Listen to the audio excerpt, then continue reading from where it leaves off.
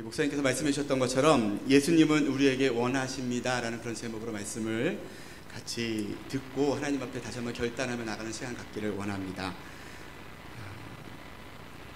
이제 제가 가끔 이 자리에 있을 때 요한복음 말씀을 이제 하고 있는데요. 오늘도 이제 요한복음 말씀을 통해서 그동안 이제 지난 수요일날 우리가 성전 청결 사건에 대해서 말씀을 나눴었는데 그 사건의 연이어서 오늘은 사마리아 여인과의 그런 만남 가운데 하나님께서 우리에게 어떤 말씀을 하시는지를 같이 듣고 주님 앞에 결단하며 나아가는 시간이 되어지기를 소원합니다. 오늘도 이제 성경을 이해하기 위해서는 약간의 역사적인 그런 배경의 설명이 있을 것이고요. 그 가운데 하나님께서 하시는 말씀을 찾아보겠습니다. 지금 여러분들이 가끔 뉴스를 보시거나 기사 신문을 보시면은 지금 이스라엘은 팔레스타인과 분쟁으로 굉장히 많이 시끄러운 때를 보내고 있습니다.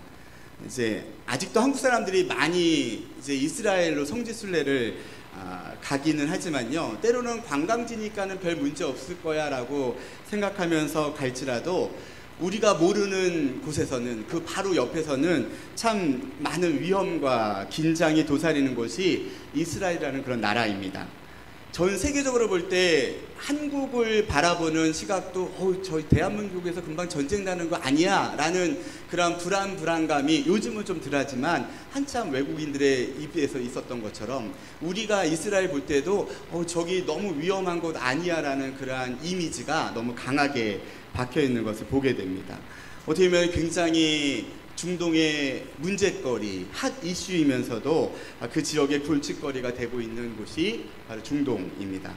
성경에서는 오래전부터 이스라엘과 팔레스타인, 이제 지금은 많이 그 민족이 바뀌었다고 얘기하지만 우리가 성경에서 다윗이 싸웠던 블레셋 사람, 그 다음에 성경에 많이 나왔던 블레셋 사람이 영어로 그대로 원어를 보면은 팔레스티나 써 있거든요.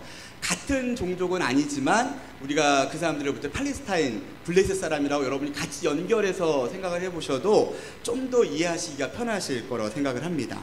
성경에서는 오래전부터 그런 분쟁 가운데 있었고요.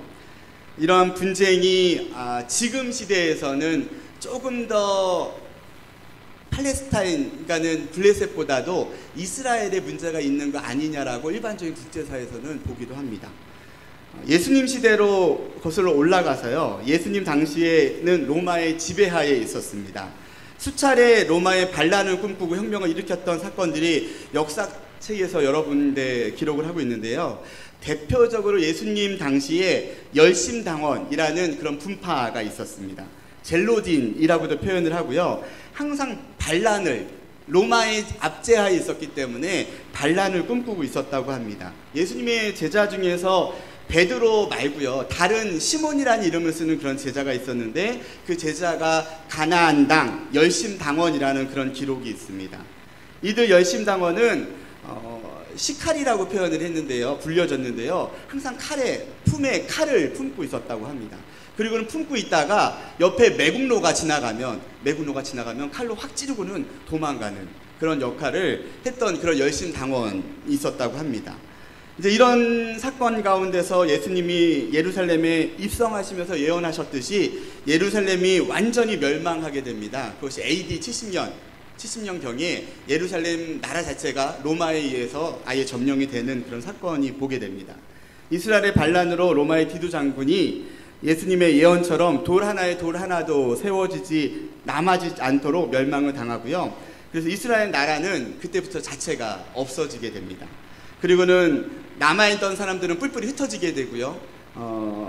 감사하게도 그 가운데 예수님을 따르던 사람들은 그 반란에 동참하지 않고 갈릴리 호수 동쪽에 있는 작은 도시로 도망을 갔었다라는 그런 기록이 있습니다.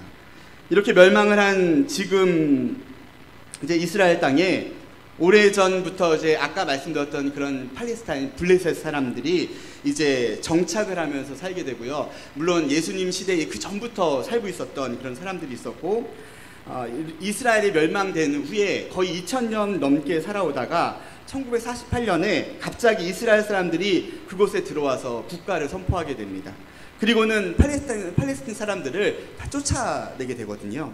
이제 그것으로 인해서 주변의 아랍 국가들과 수차례 전쟁을 하게 되고요. 서방의 배후를 둔 이스라엘이 승리를 하면서 이제 이스라엘이라는 독립국가를 세워지고 우리는 지금 시대 가운데 그 땅으로 우리가 성지순례를 갈 수 있는 그런 환경이 되어버렸습니다. 이제 이러한 과정 가운데서 이스라엘은 주변 국가들하고 철천지 원수가 돼버렸습니다. 지금껏 그래서 분쟁 가운데 있고요. 그 주변에 이스라엘의 주변에 있는 밑에 있는 이집트나 요르단이나 터키 같은 경우는 그 관광 사업 때문에 정략적인 그러한 평화를 이루고 있긴 하지만 그 외에 다른 아랍 중동 국가들은 이스라엘에 갔다라는 도장, 여권의 도장만 있어도 다른 나라에 들어갈 수 없는 그러한 상황입니다. 이제 제가 있었던 레바논에서도 마찬가지고요. 요즘 뜨는 이란이나 두바이나 그런 나라들도 이스라엘의 흔적이 있으면 그 나라에 방문을 할 수 없는 그런 상황입니다. 1000년을 넘게 그 이스라엘 땅에 정착을 하고 있었던 사람들에게 갑자기 이스라엘이 들어가서 자신들이 선민이고 하나님이 우리에게 주신 땅이니까 이곳에서 나가라는 그런 상황입니다. 어떻게 보면 돈이 있고 무력으로 서방의 이스라엘 이 국가를 확장해가는 부분으로 그래서 많은 문제를 이루고 있는 것이 지금의 국제사회의 그런 이슈 부분이거든요. 이러한 모습 때문에 이제 팔레스틴 사람들은 이스라엘은 탱크를 가지고 갈 때 팔레스틴 사람들은 돌멩이로 탱크에 맞선다라고 표현을 합니다. 그래서 가끔 중동에서 자살폭탄, 팔레스타인 사람들이 자살폭탄 한다고 생각을 하실 때 저 이슬람들은 너무 무서운 거 아니야 라고 우리는 생각할 수 있지 모르지만 우리가 잠깐 생각해 볼 때 이제 우리나라도 일제시대 때 우리가 그 매국노를 처리하거나 아니면 폭탄을 터뜨렸던 것과도 어떻게 보면 연결을 좀 지으실 수 있거든요. 그래서 이런 부분들을 중동에서 이루어지는 모든 자살폭탄을 그렇게 보시라는 소리는 아니지만은 팔레스틴과 이스라엘 사이는 굉장히 복잡하기 때문에 우리가 약간 정세적인 문제, 정치적인 것, 성경에서 말씀하시는 그런 부분들을 우리가 약간 좀 체계적으로 볼 필요가 있지 않나라는 생각을 합니다. 한국에서는 7, 80년대만 해도 성경에 나오는 이스라엘이니까 성경에서 많이 나오는 이스라엘이니까 우리가 친숙한 유대인이니까 특별히 하나님의 백성이라고 소개를 하니까 교회에서는 항상 이스라엘 편에 손을 들었습니다. 그리고 팔레스틴 사람들은 대부분이 이슬람을 믿고 있으니까 저 사람들은 사탄의 종교, 죽어도 마땅한 사람이라고 심지어는 교회에서도 굉장히 많이 강조를 했었거든요. 근데 이제 이러한 정치적인 상황들을 알기 시작하니까는 지금의 많은 교회들도 많은 국제적인 그런 단체에서도 무조건 이스라엘 편만을 들지는 않습니다. 이스라엘이 너무 무리하게 이렇게 확장을 하다 보니까는 너무 무리하게 또 압제를 하다 보니까는 때로는 이스라엘을 지탄하는 그런 모습들도 요즘 모습 가운데 보고 있습니다. 이러한 흐름을 여러분이 기억하시면서 오늘 말씀 사마리아 사람을 만나는 그런 사건도 역사적인 사실 앞에서 우리가 그 역사적인 문제를 다시 한번 발견할 수 있는 그런 부분이 있습니다. 이스라엘의 첫 번째 왕인 사울에 이어서 다윗, 그 다음에 이제 솔로몬 왕이 이스라엘을 새롭게 이루지 않습니까? 이제 너무나 잘 알고 있는 그런 이스라엘의 초대 왕들을 지나서 솔로몬 다음에 이제 북이스라엘과 남유다로 나눠지게 됩니다. 그리고 북이스라엘은 19대, 그다음 남유다는 20대의 왕조를 지내면서 결국은 북이스라엘이 멸망을 하게 되는데요. BC 722년에 그 당시의 신흥 국가였던 아시리아에 의해서 북이스라엘이 멸망을 하게 됩니다. 그리고 그냥 멸망한 걸로 끝난 것이 아니라 그 위 북이스라엘 지역이 지금 말씀드리는 사마리아가 핵심이 되는 그런 지역인데 그 지역에 강력하게 이민 정책을 씁니다. 이스라엘 사람들, 사마리아 위쪽에 있는 사람들을 잡아가고요. 그 다음에 아시리아에 있던 사람들을 그곳으로 강제로 이주를 시켜서 그곳에서 정략적인 결혼을 시킵니다. 그러니까는 이스라엘 민족, 하나님의 선민 사상이 굉장히 강한 사람들에게 혼혈 민족을 만들어 버리는 거거든요. 그러다 보니까는 그 전에, 그러니까 아직 망하지 않았던 남유대나 다른 사람들이 그 사마리아 지역을 손가락질하기 시작을 합니다. 저 사람들은 하나님으로부터 변질받은 사람, 변질된 사람, 하나님을 버린 사람, 그래서 심지어는 그들을 상종하지 않고 그들을 개처럼 취급을 했다라고 성경은 기록하고 있고 이야기를 합니다. 예루살렘에서 유대인들이 갈릴리로 가기 위해서, 또 갈릴리에서 예루살렘으로 가기 위해서는 사마리아를 통과하면 더 직선 거리로 빨리 갈 수 있는데요. 그 거리를 빨리 갈 수 있는 그 직선 거리지만 그 사마리아 지역은 부정탄 곳, 또한 정말로 그곳은 불경한 곳이라는 그러한 이미지로 그 땅을 밟는 것만으로도 재수 없다고 생각을 했기 때문에 그 땅을 밟지 않고 오히려 요단강을 건너서 멀리 삥 돌아서 예루살렘을 갔다라는 그러한 기록들이 있습니다. 이런 상황 가운데 오늘 말씀을 보니까 특이하게 예수님께서는 그 사마리아 땅을 지나가십니다. 그리고는 더 재밌는 상황은 사마리아 땅을 지나가는 것만으로도 큰 이슈가 될 수 있는데 엄청난 사건이 바로 그 지역의 사마리아 여인에게 말을 거는 것 그 자체가 큰 이슈가 될 수 있는 그런 사건이었다라는 겁니다. 오늘은 이 말씀을 통해서 우리는 몇 가지 하나님의 음성을, 하나님의 메시지를 찾아볼 수가 있습니다. 첫 번째, 우리 예수님은 우리를 통해서 모든 사람들이 구원받기 원하십니다. 같이 한번 읽어볼까요? 같이 한번 읽어보겠습니다. 시작. 예수님은 우리를 통해 모든 사람들이 구원받기를 원하십니다. 오늘 사마리아 여인과 예수님과의 만남은 앞에서도 역사적인 배경을 간략하게 소개를 해드렸지만요, 지역을 뛰어넘는 그런 만남이었고요, 환경을 뛰어넘고 상황을 뛰어넘는 그런 초월적인 만남이었다라는 겁니다.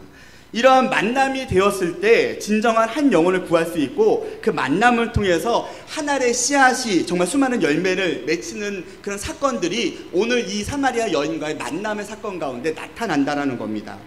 오늘 말씀에서 예수님께서 유대인들을 위해서만 오신 것이 아니라 이방인이든지 혼혈 민족이든지 또한 온 세계를 구원하시기 위해서 오신 분이시라는 것을 오늘 사마리아 여인과의 여인을 구원하는 사마리아 여인을 통해서 구원받는 그 민족들을 바라보면서 우리가 발견하게 됩니다. 우리가 또 구약에서도 잘 알고 있는 요나서 말씀도 마찬가지지 않습니까? 요나는 자신의 민족을 계속 괴롭히는 니느웨 사람들에게 하나님이 경고의 말씀을 주라고 했을 때 그 말씀에 불순종하지 않았습니까? 그 이유는 자신의 민족은 특별한 민족이고 저들은 죽어도 되는 마땅한 이방인들인데 왜 저들에게 구원을 주신다는 거야? 라는 납득하지 못하는 의문점을 가졌기 때문에 하나님의 말씀에 불순종했다라는 거거든요. 하지만 하나님께서는 그럼에도 불구하고 이방인에도 불구하고 그들에게도 구원의 기회를 주시는 하나님의 모습을 우리가 요나서의 말씀을 통해서도 보게 됩니다. 유대인들은 사마리아인들을 미워했고요, 멸시했습니다. 사마리아인들은 그들 자신도 버림을 받았다라고 생각을 했습니다. 하지만 예수님은 그들에게도 아낌없이 나아가실 수 있는 그런 분이셨다라는 겁니다.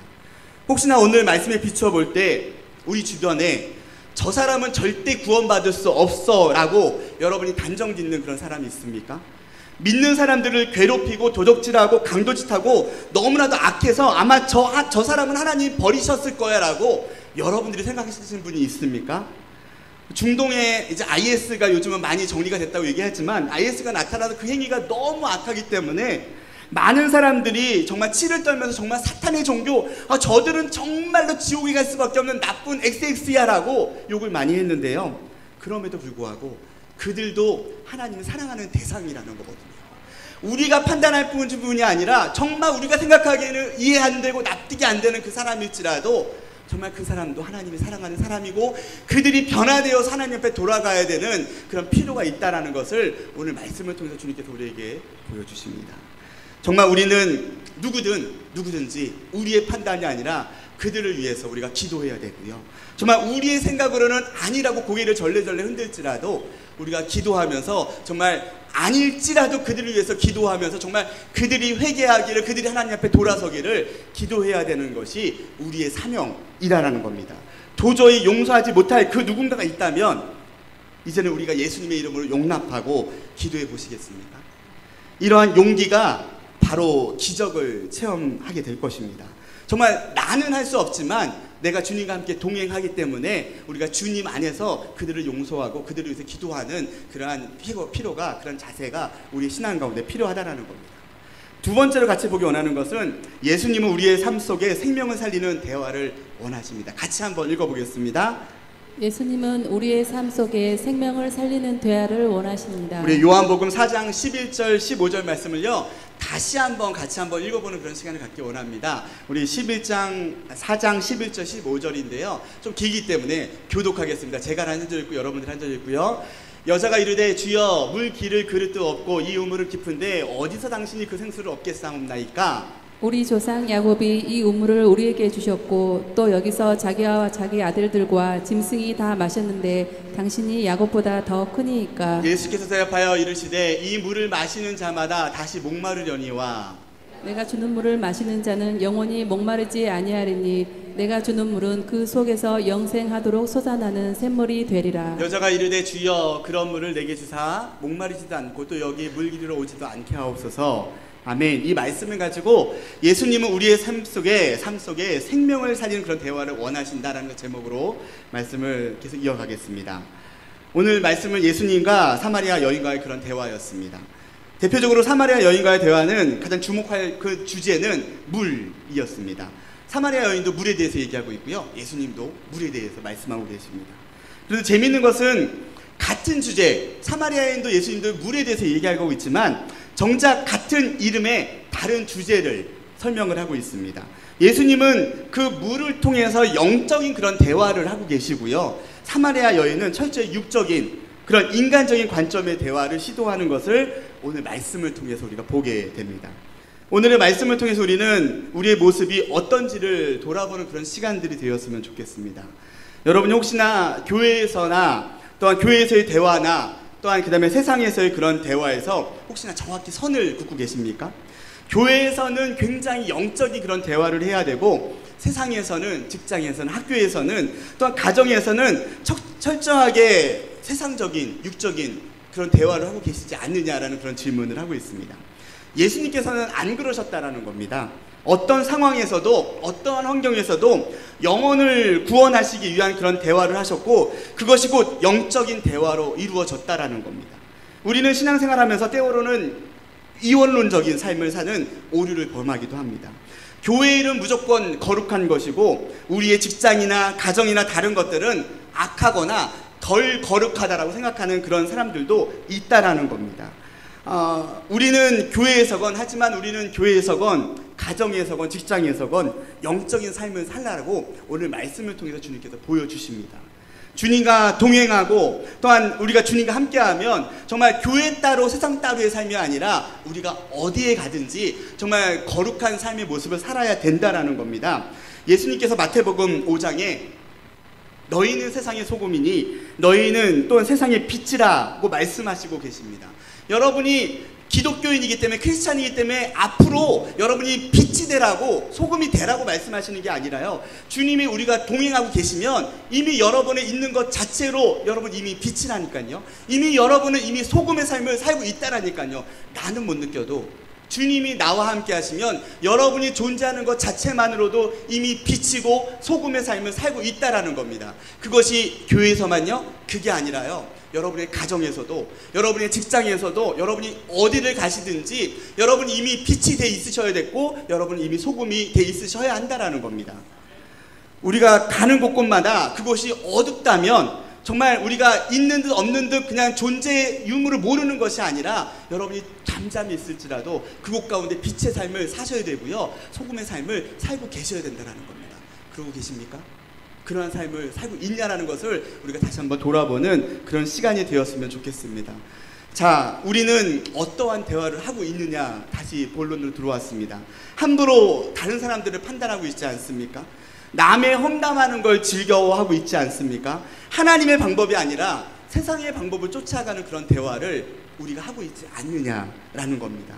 정말 우리가 세상의 방법을 논하고 있습니까? 아니면 그 대화를 통해서 하나님의 나라를, 예수님의 나라, 예수님을 보여주고 계십니까? 세상을 욕하고 원망하고 불평하는 그런 삶을 살고 계십니까? 아니면 예수님을 통해서 정말 희망이 없어 보이지만 예수님을 통해서 희망을 얘기하고 가능성을 이야기하고 사랑을 이야기하고 생명을 이야기하면서 정말 구원을 이야기하고 있느냐라는 겁니다. 우리의 입술이 이왕이면 정말 우리의 대화가 이왕이면 절망과 정말 슬픔과 어려움과 아픔만 얘기하는 입술이 아니라 정말 사람을 죽이는 입술이 아니라 정말 그러한 대화가 아니라 정말 영혼을 살리고 정말 희망을 주고 정말 여러분의 대화를 통해서 생명을 그런 살리는 그러한 대화가 되시기를 축원합니다. 내가 무언가 말을 할 때 이 말을 통해서 상대방이 또 우리 가정이 우리 교회가 어떤 파급 효과가 있는지 한 3초만이라도 여러분 생각하시고 여러분이 대화에 한번 임해 봐 주셨으면 좋겠습니다. 정말 주님이 기뻐하시는 대화에 앞장서시는 저와 여러분들이 되시기를 축원합니다. 자, 세 번째, 예수님은 우리의 예배가 신령과 진정의 예배가 되기 원하십니다. 같이 한번 읽어보겠습니다. 시작. 예수님은 우리의 예배가 신령과 진정의 예배가 되길 원하십니다. 오늘 말씀을 통해서 같이 생각해 볼 것은 우리가 오늘 이 본문 말씀에 읽지 않은 말씀입니다. 요한복음 4장 23절 24절 말씀인데요. 우리 참된 예배에 대해서 설명을 하고 있습니다. 다시 같이 한번 읽어보도록 하겠습니다. 같이 읽습니다. 시작. 아버지께 참으로 예배하는 자들은 영과 진리로 예배할 때가 오나니 곧 이때라. 아버지께서는 자기에게 이렇게 예배하는 자들을 찾으시느니라. 하나님은 영이시니 예배하는 자가 영과 진리로 예배할지니라. 아멘. 우리는 예배의 삶을 살아야 됩니다. 예배는 우리 믿는 이들의 호흡이라고 이야기합니다. 예배는 우리 신앙에서 너무나도 중요한 위치에 있고요. 소위 우리 그리스도인들은 예배에 살고 예배에 죽어야 합니다.